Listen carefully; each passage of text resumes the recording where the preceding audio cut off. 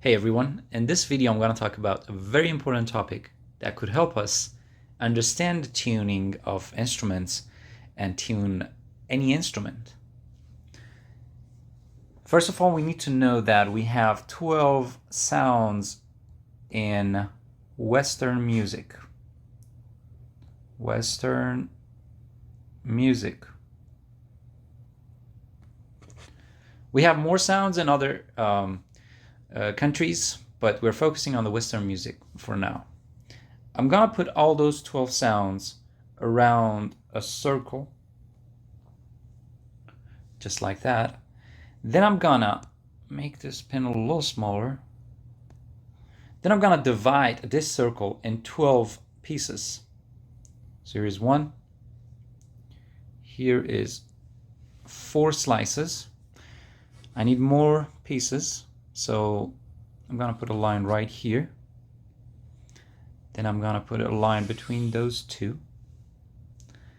Then 2 more lines, one here and one right in between.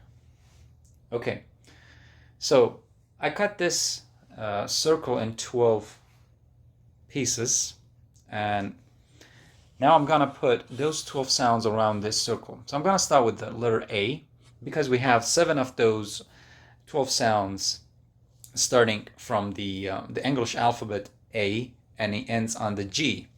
So I'm gonna put those around the circle A. Then we have the letter B. Then we have the letter C. Then we have the letter D. Then we have the letter E. Then we have the letter F. F. And finally the letter G. Okay. So between those letters, we also have 5 more sounds, which they are between those letters, not between all the letters. So they're called sharps or flats. Sharp means it's either higher, flat means it could be lower. Okay, so it's either sharper than A, then we call it A sharp. So it's sharper than A, we call it A sharp, or it's lower than B, we call it B flat. It's exactly in the middle of those, but in this case our line is not exactly in the middle, but it's exactly in the middle of those 2 notes. So we could call it B flat, or we could call it A sharp. Then the next letter is B. Between B and C, we don't have any sound.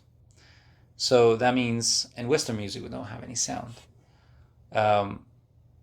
That means B goes right into the C, so there's no B sharp or there's no C flat. Then after that we have C sharp, which is higher than C, or we have D flat, which means it's lower than D. So we could call it any of those. Then we have the letter D. Then we have the same thing, D sharp or E flat. Then we have the letter E. Then between E and F there is also no sound. And E goes right to the F. That means we don't have E sharp, we don't have an F flat. Then we have the F. Then we have the letter F sharp. The sound F sharp, or the G flat, same thing. Then we have the G, same here.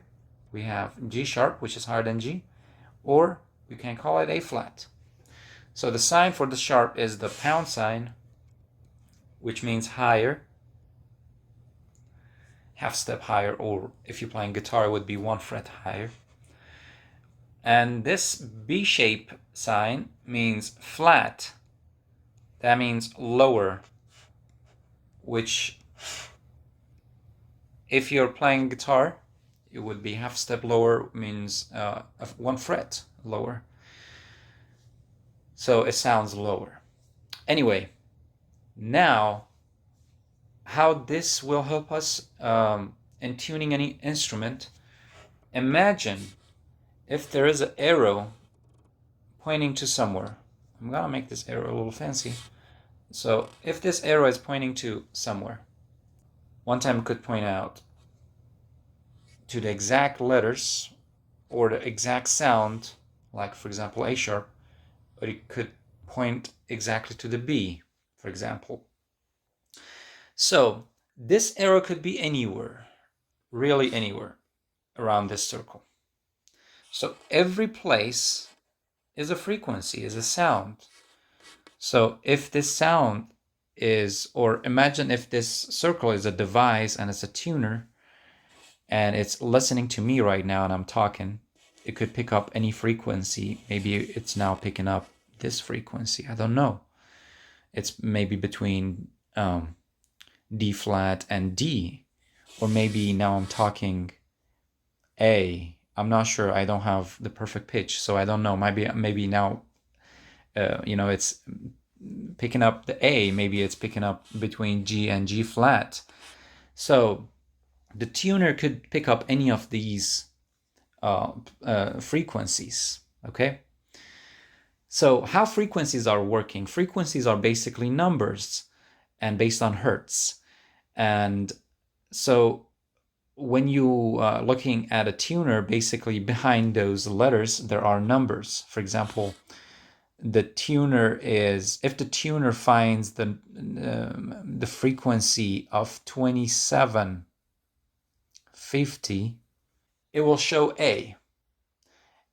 And if it finds 55 hertz, and it will also show A, because 55 is one octave higher than A, which is another A. It's just higher. If you don't know what octave means when you move from a note or a sound, for example, A, if you move through all the 12 sounds and come back to the next A, that means you moved one octave. So you're moving from the A to the next A. That means you moved one octave higher, and you reach to the next A, which sounds higher. And you could go backwards from the A and you go the other way and come back to the A, and you're moving one octave lower and you reach out to the previous A. If the tuner, for example, is showing G sharp or A flat, that means you are here. That means you are basically here. And if you need to tune your A string, that means you need to tighten your string to get to the A. Or if you need the G string, that means you need to loosen your string to bring this A sharp, G sharp, or A flat, which is on tuner showing to you, back to the G. So you're gonna loosen your string. If you need to go backward or counterclockwise, and if you need to go clockwise and to reach to the next letter or this letter A, you need to tighten your string.